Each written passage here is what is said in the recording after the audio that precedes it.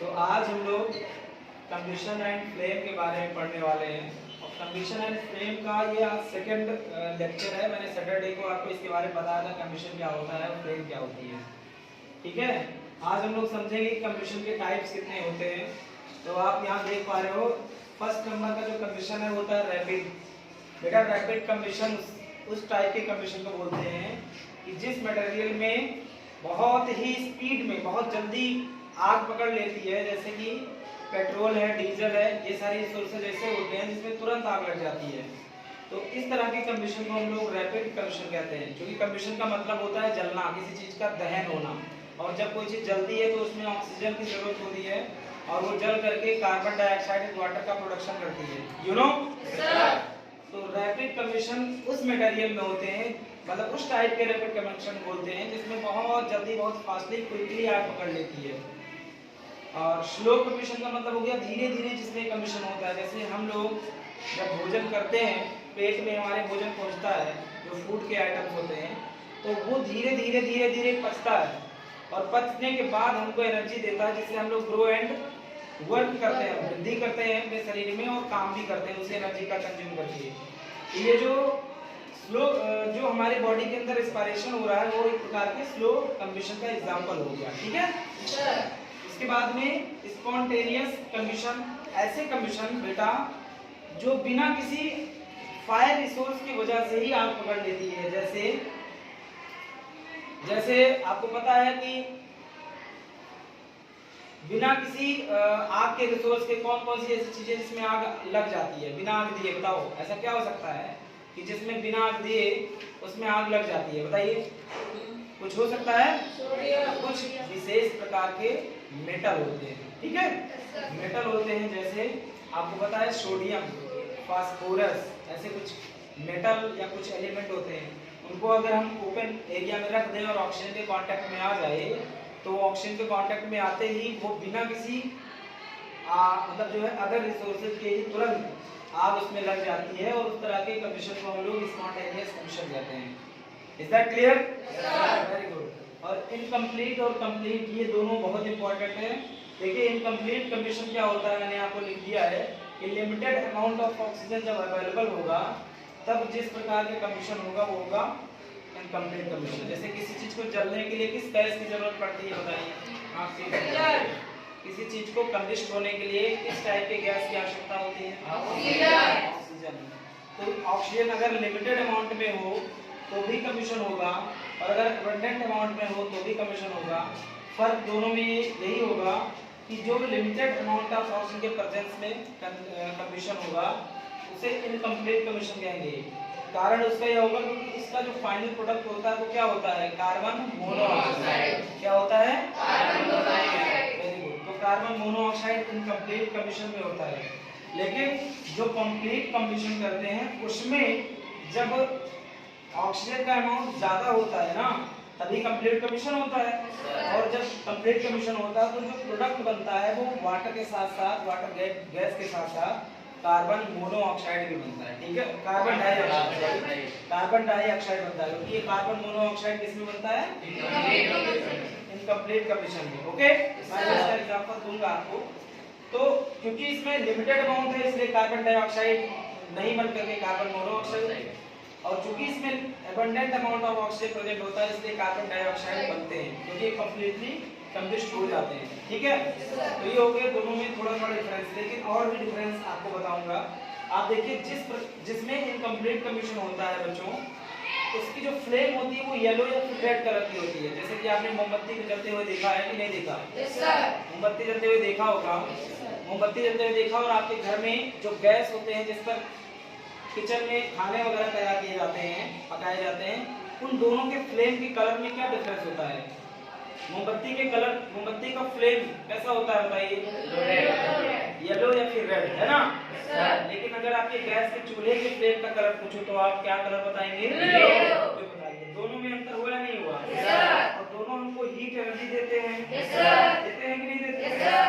फर्क उसमें यह है कि जो मोमबत्ती है उसमें येलो एंड रेड जो कलर के फ्लेम दिखाई दे रहे हैं वो एग्जांपल दे रहे हैं कि वो इनकम्प्लीट कंबशन कर रहे हैं। ठीक है, और आपके जो गैस चूल्हे होते हैं किचन में, वो ब्लू कलर के फ्लेम इसलिए शो कर रहे हैं क्योंकि उसके पास abundant amount of oxygen present है और इसकी वजह से वह कंप्लीट कम्बशन करता है।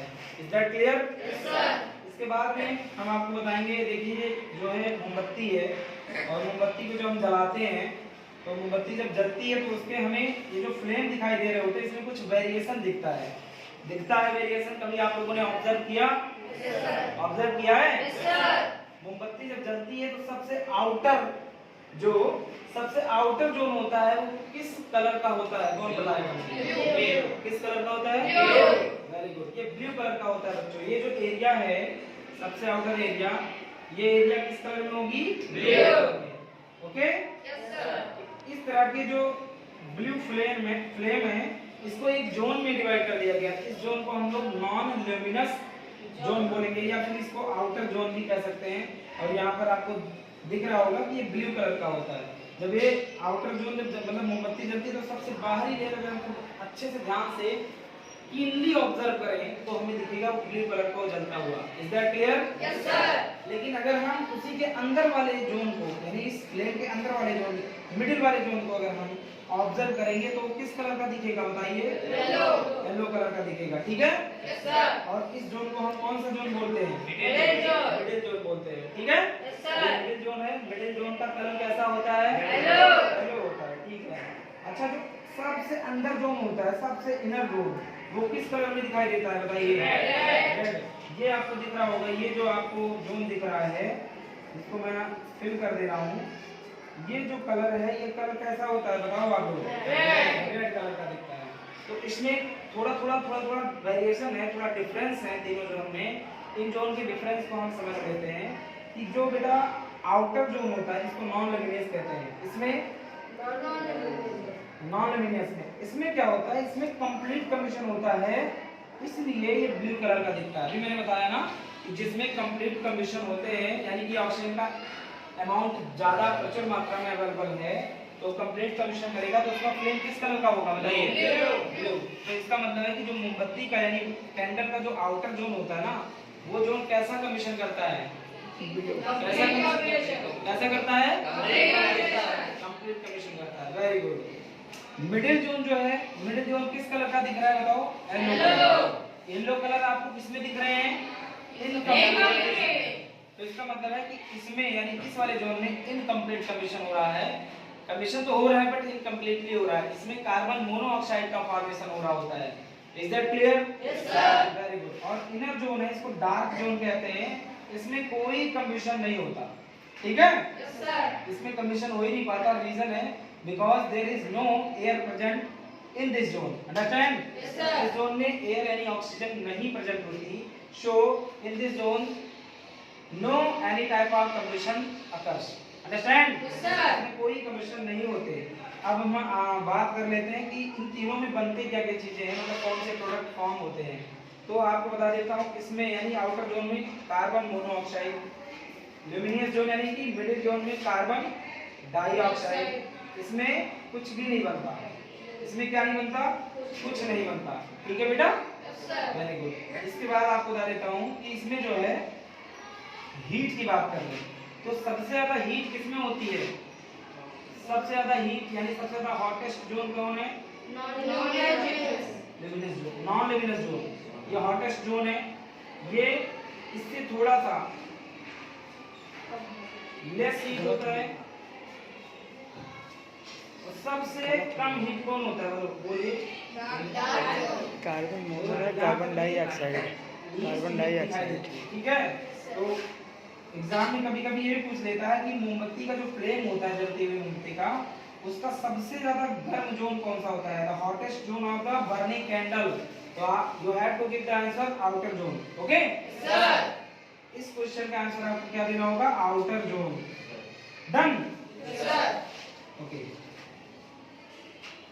Now the next question would be which zone of the burning candle is नहीं है लीस्ट जोन। लीस्ट हीट, सबसे कम हीट किस जोन में होती है? तो बताएंगे आंसर। आप क्या देंगे answer? Inner zone. Okay, answer inner zone होगा। इस तरीके से आज मैंने आपको यहाँ पर जो बातें लिखी इसको समझा देता हूँ कि जब कोई भी मटेरियल जो कम्बिस्टिबल मटेरियल होते हैं जब वो इनकम्प्लीट कम्बिस्टिबल करते हैं कमीशन करते हैं तब उसमें से सूत निकलता है। सूत का मतलब होता है जो काले काले कलर का काजल होता है। अगर आप जलती हुई मोमबत्ती के ऊपर या दीपक के ऊपर जो आपके घर में दीपक जलता है उसके ऊपर अपने हाथ को ऐसे आप करते हैं ढकते हैं ना तो आपके हाथों पर स्पॉट ब्लैक कलर का आना शुरू हो जाता है। वो क्या होता है? वो होता है सूत। ठीक है, वो इस बात का इंडिकेशन दे रहा है कि जो लैंप है वो कैसा यानी जो दीपक है वो कैसा कमीशन कर रहा है। बताइए। ओके बेटा, तो आज के लिए इतना ही क्योंकि टाइम भी हो चुका है और फिर मिलेंगे आपको कल। ओके, कल मिलेंगे एक नए टॉपिक के साथ इसी चैप्टर से रिलेटेड जिसका नाम होगा फ्यूल। क्या नाम होगा? फ्यूल बताएंगे क्या होता है, कैसे फ्यूल का वर्क होता है और कितने टाइप्स के फ्यूल होते हैं, कौन अच्छे फ्यूल होते हैं और कौन हमारे लिए हार्मफुल फ्यूल होते हैं। इनकी चर्चा हम लोग कल करेंगे। आज के लिए बस इतना ही। Thank you.